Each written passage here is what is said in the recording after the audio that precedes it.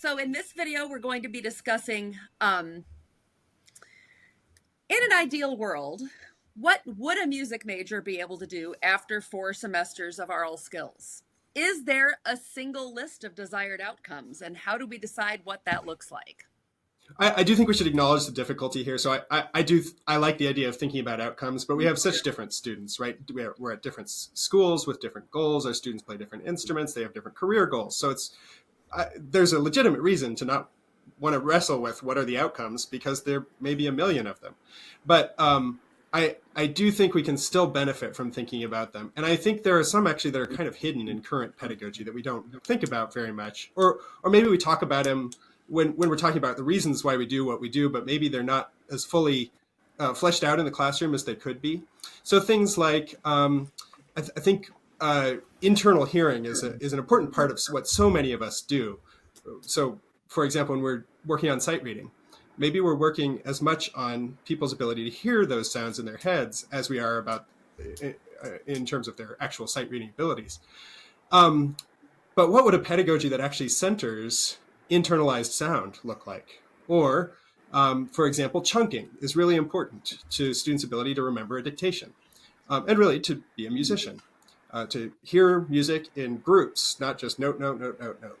What would a pedagogy look like that centered chunking, for which an outcome might be that students can hear music in small groups, and therefore retain a larger amount of music? So I think some of those hidden outcomes could be something that we could probably do better.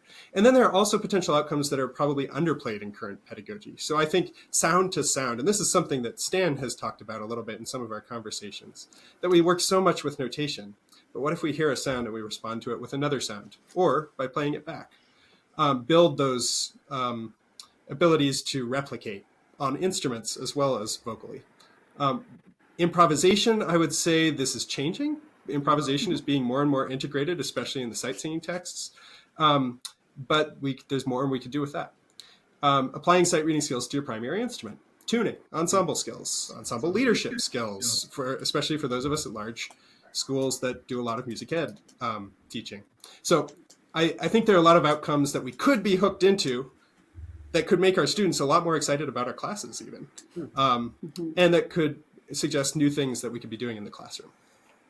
I'll just piggyback on that and say that working on this review with Tim and Stacey has been really eye-opening and inspirational for me. Everybody watching this video really needs to go read Tim's article in MTO titled "What Are the Truly Aural Skills?" So a lot of what he had to say comes from that perspective, and it's really a valuable perspective. I hope you can see. Honestly, inertia has really plagued the curriculum at my own institution. And I think inertia is kind of plaguing our field more generally in terms of aural skills, which I guess isn't a surprise, right? What I've been doing is the easiest thing to keep doing. To think largely and broadly the way Tim is thinking is to think about what the main focus of aural instruction really should be. And I think Tim's doing it really well. I think of, thanks to these conversations I've had with Tim and Stacey, I've started to think of the main focus of aural skills instruction to be the encouragement of developing accurate mental imaging of music. Now, what mental imaging means, I think it's varied, and Tim said this as well, right?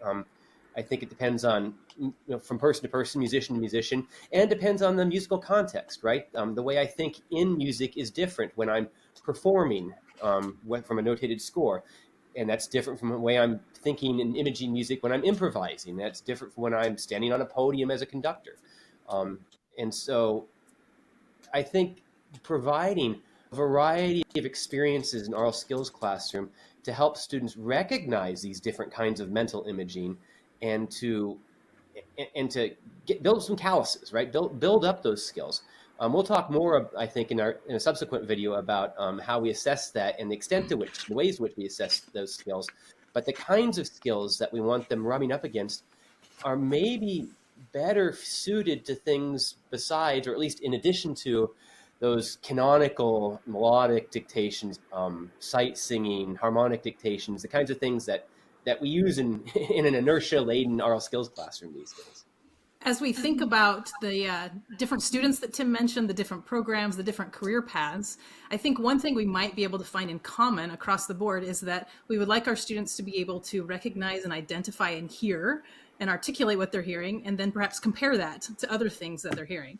And perhaps that's in a recording studio, you're making comparisons in the practice room against your own performance and what you would like to be standing in front of an ensemble as a conductor. I think sometimes we view these comparison activities in the category of error detection, which already doesn't receive quite the time and emphasis that it needs, but perhaps we can broaden out, and if our truly aural skills just involve listening and comparing and articulating what we can hear, it doesn't always need to be about errors. We could be listening for similarities and differences in all sorts of musical features, perhaps even talking about expressivity and listening to experts play the same piece and thinking about their choices to brainstorm ideas of our own. So I think that just idea of comparing sounds could be applicable across the board. And while we're mentioning awesome articles, thanks, Stan, I want to mention Stacey's article on error detection as well in JMTP, which is really, really valuable. And for some of these things that she's talking about, that it's not just this classroom task, but trying to get in authentic error detection, not just the instructor has planted an error, but that you're actually working with people and they are going to make errors, and how do you incorporate that into the learning process? And I think that's a really good way to think about it.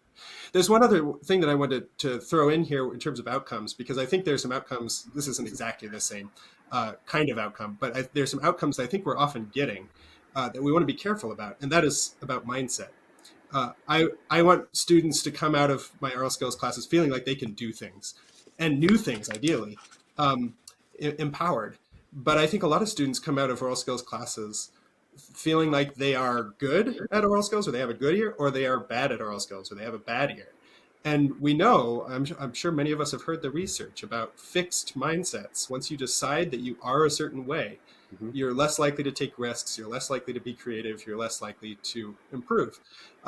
So that a lot of that goes back to assessment. And again, that's a subject for a future video, and I look forward to that. But I think to the extent that we broaden out the outcomes, the kinds of activities that we're doing in class, the kinds of connections that we're making, we're getting hopefully more to students, the things that students want to get better at, as opposed to the things where they feel like, oh, I'm being judged on dictation, and now I'm being judged on a harder dictation, and now I'm being judged on a harder dictation. Yeah. Well, you said that in a really interesting way, Tim. Judging our students on the things that they want to get better at, right? And of course, undergraduates, and I mean no disrespect to anybody's undergraduate students, but freshmen and sophomore music majors don't necessarily have a complete or accurate picture of what kinds of musical skills, aural skills, any skills they need in order to be successful in the career path that they're plotting for themselves. And that's part of our job, of course.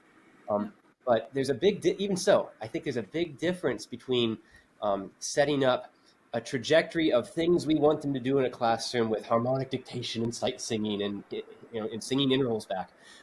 The things that they need to do to be successful in this class in order to get the degree, in order to go get the job, versus the things that we ask them to do in this class that they recognize as professionally relevant, directly professionally relevant, and that likely they may be successful at, simply because they are, they're music majors for a reason, right? They're good at musicking in some respect. That's how they got through an audition and landed in our classroom in the first place.